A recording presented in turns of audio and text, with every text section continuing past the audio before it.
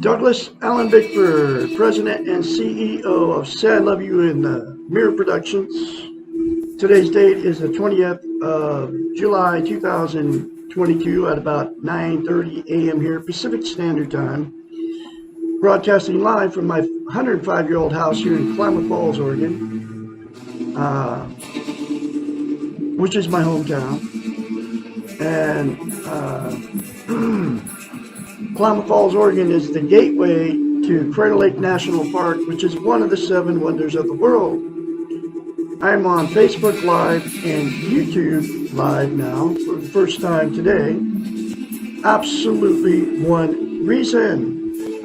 That's to teach you how to be positive about who, where, and what you are. And the way to do that is to attain and maintain a thing called self-esteem. It comes out of a book right here. It's called The Portable Therapist. What self-esteem is, it's also known as self-confidence, self-love, self-worth. It's how you feel about yourself inside. Think of self-esteem as this. Most people don't even know what the 2 words even mean. You talk about self-esteem and they look at you like you're from outer space or something. But what it is, we've all been in romantic relationships. You're on cloud 9, you just meet these people, right? You're bragging to all your family and friends of how great they are, okay? They can do no wrong, you can do no wrong in their eyes. So what self-esteem is, it's a really super good feeling when you're in that mode of a brand new relationship, right? But what self-esteem is that good feeling towards yourself, okay?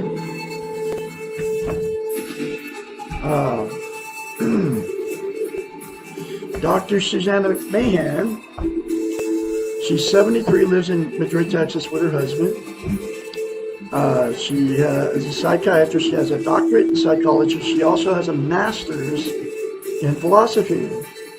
Wrote this book 30 years ago, folks. It was published in 1992. Every chapter doesn't have chapters. It is in question form. I call them lessons. Every lesson in it talks about how we've been trained and taught not to have self-esteem, self-worth, self-confidence. Back then, they were using the television, the state government,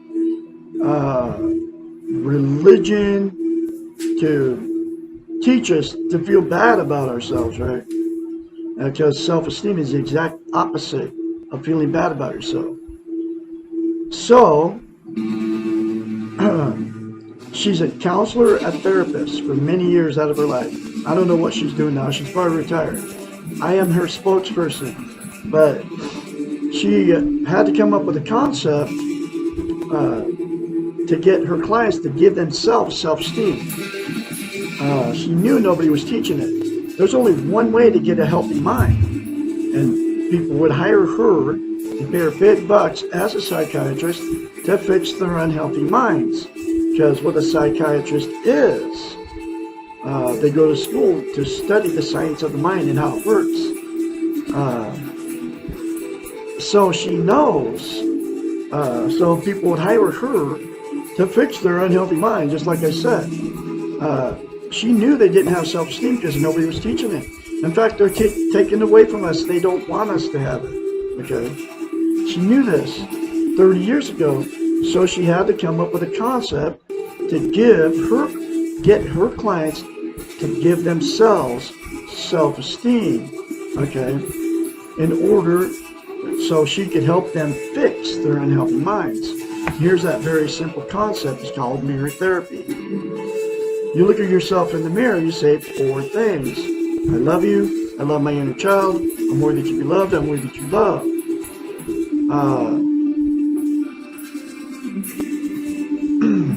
And I'm full of goodness. You say those 4 things to yourself in the mirror daily without fail, and it will give you self-esteem instantaneously. But to maintain that self-esteem, It's like lifting weights. If you start lifting weights and you stop, you have to start over from scratch because you lose muscle mass.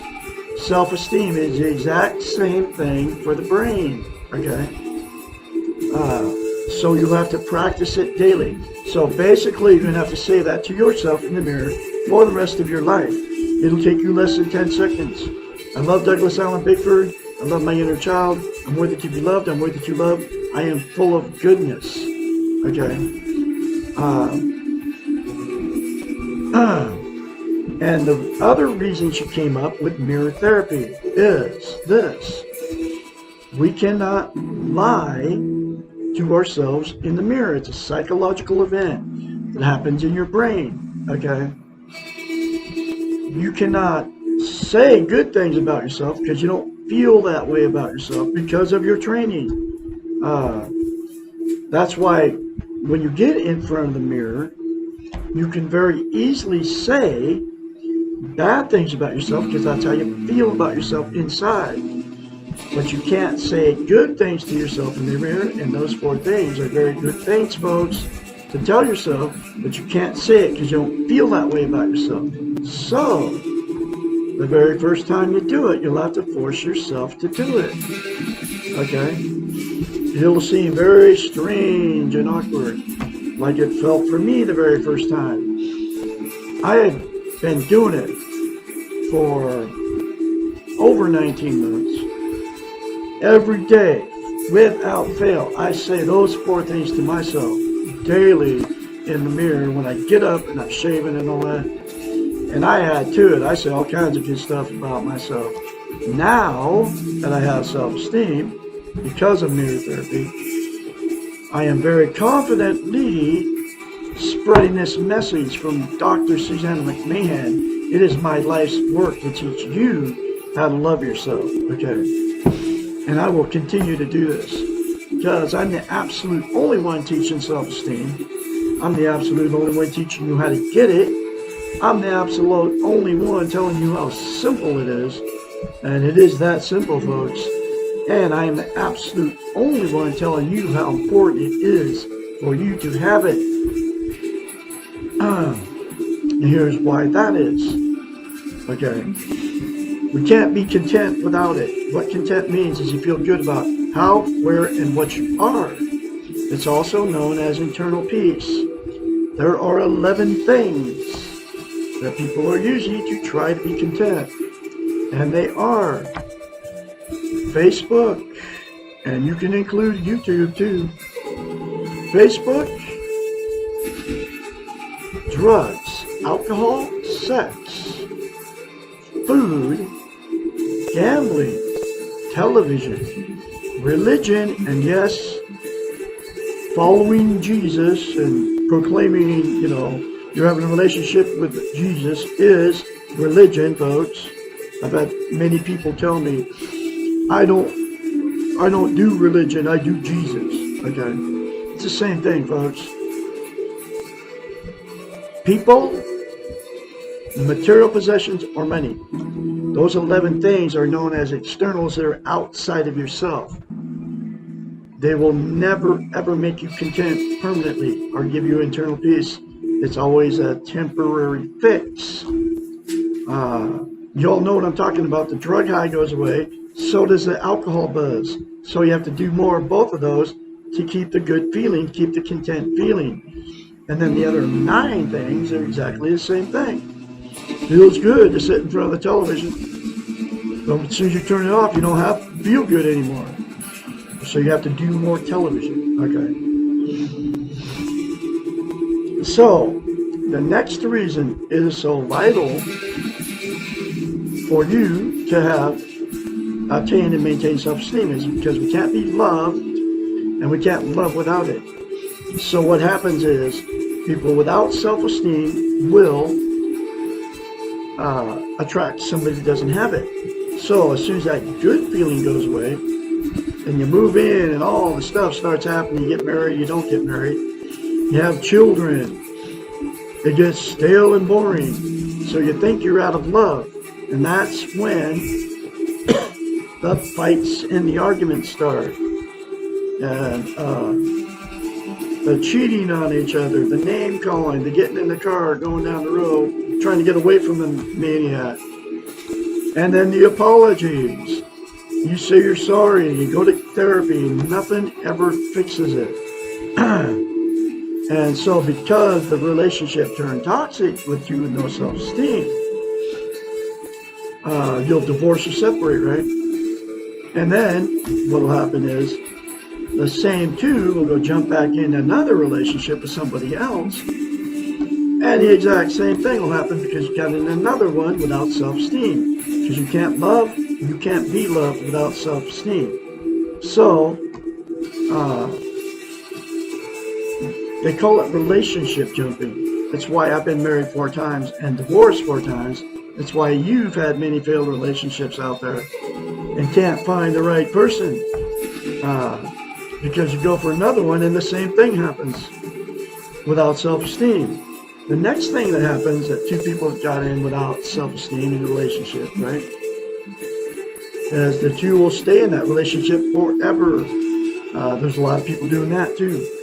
And then, even though they know the relationship's bad, okay, sleep in separate bedrooms, all the secrets and lies going on to each other, to the family and all that, right? And then the emotional, sexual, and physical abuse that happen, those 2 put out towards themselves and towards others, right? This gets swept under the rug. And then it becomes a dysfunctional family at that point. And then dysfunctional families produce more dysfunctional families. The children become dysfunctional, and then on down the line, okay? And they won't leave each other, those 2 that are in a toxic relationship, because they don't want to be failures. They're being codependent on each other. They cannot be alone. They don't want to be an embarrassment to all their family, friends, and church members. They're afraid to leave, and they have nowhere to go. So they'll stay in it forever, abusing each other and abusing their children, okay? And then the very last thing that'll happen, that 2 that got together without self-esteem is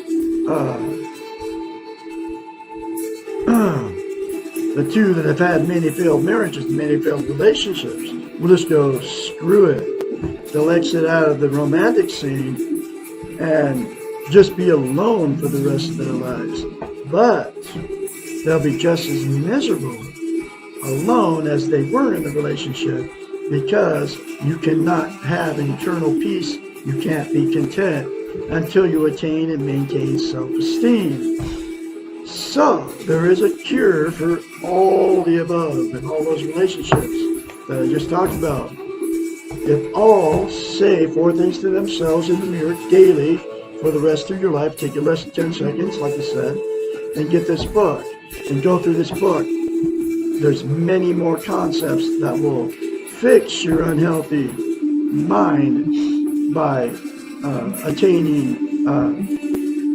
by doing the rest of our concepts. They're very simple. It's a very easy read lesson, like $16 brand new on Amazon. Come right to your front door.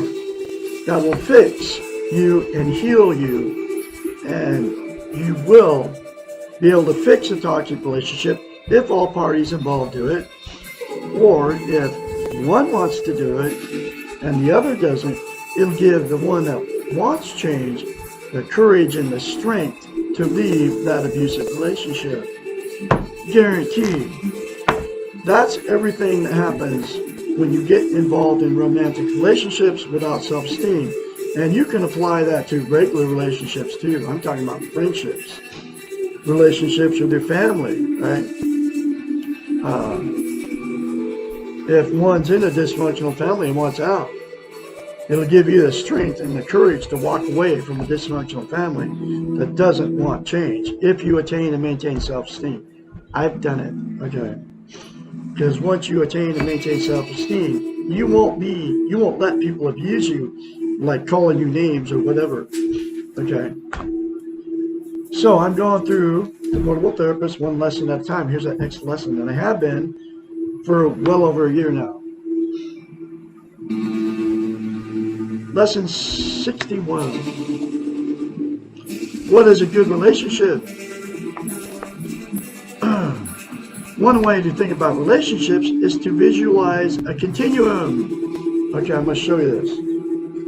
Y'all got to get the book and read it for yourselves. You can't read it, but narcissistic, healthy's in the middle.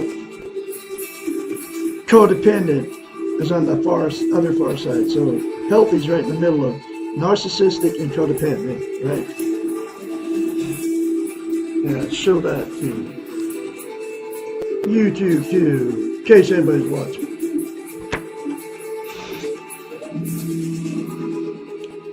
Healthy relationships exist in the middle band of this continuum with flexibility to change and to move back and forth in the direction of the end points. Good relationships mean that no one involved in the relationship ever gets to the end point in either direction, and no one stays in one place very long. We all know what narcissists look like. These are the people who cannot give to others, but who expect others to give everything to them. There's a lot of videos on YouTube and Facebook about it. These people are the epitome of self-centeredness and usually have no intention of working on their own behalf when they can manipulate others to work for them. The codependent is the exact opposite and will be explained fully in the next question. This continuum shows that healthy relationships exist in the middle between too much giving and too much taking. A good relationship is also comprised of mutual respect and kindness to the self and to the other. These are probably the two most important qualities of a good long-term relationship. These qualities can be, and often are, more critical to the relationship than love. If love means respect and kindness, then love is critical. However, too often what we define as love really means neediness, and we treat the ones we love without respect and without kindness. If what we call love is really need masquerading as love, then will not produce a good relationship.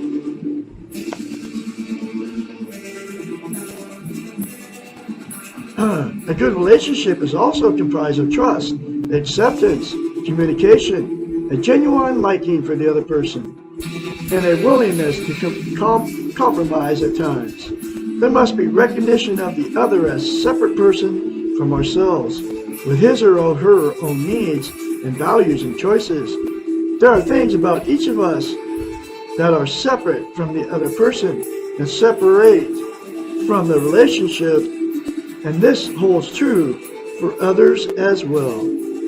Good relationships are not about constant closeness or consistent sharing and agreement. These attributes can be quickly suffocating and boring. One important reason to have relationships is to challenge ourselves into growth and development. This growth and development cannot take place in a threatening or scary environment. Thus, a good, healthy relationship provides a safe, secure, encouraging place in this crazy world in which we can be ourselves without pretense. We are allowed to express our feelings, make mistakes, experiment, take risks, and be nurtured along the way. In addition to providing support and nurturance, a good relationship also provides stimulation and sometimes a good kick in the pants. One of the problems today is having a good relationship is that there are very few long-term models available to emulate, except for dysfunctional families, folks. I mean, I know several in my head right now. Our society, the Western model, here's where that training comes from. has taught us that sexual attraction and addiction to the other are critical components for our relationships. It has also taught us that the purpose for having a relationship is to get our needs met through the other. The only way to get past this training is to get this book and read it for yourself, and to do 4 things to yourself in mirror, folks, daily without fail. Then you will get past all your training that you've been, she calls it training, I call it brainwashing, okay? Is to recognize that first and most important relationship that you can have is the one you have with yourself. All other relationships will follow from that. You can never have a better relationship. This is very important stuff, folks. A better relationship with someone else than you do with yourself. No one else can love you the way you want to be loved. No one else can fill your needs except for you! Exclamation point. It's all true, folks. I'm going to read that one more time. All your relationships will, okay. You can never, first and most important relationship that you can have is the one you have with yourself. And the 4 things to yourself again will give you that love for yourself so you can have a good relationship with yourself. All other relationships will follow from that. You can never have a better relationship with someone else than you do with yourself. No one else can love you the way you want to be loved. No one else can fill your needs. I'm going to have another lesson for you tomorrow, which will be, what is it, codependent? Lesson 62. I can be your mentor when you start going through this change, because you will start going through a change if you say those 4 things to yourself in the mirror daily without fail. 458-232-5238. Call me anytime, day or night. I can encourage you along the way when your change starts happening for you. You all have a great day, and I will be talking to you on YouTube and Facebook Live again tomorrow. Have a great Wednesday.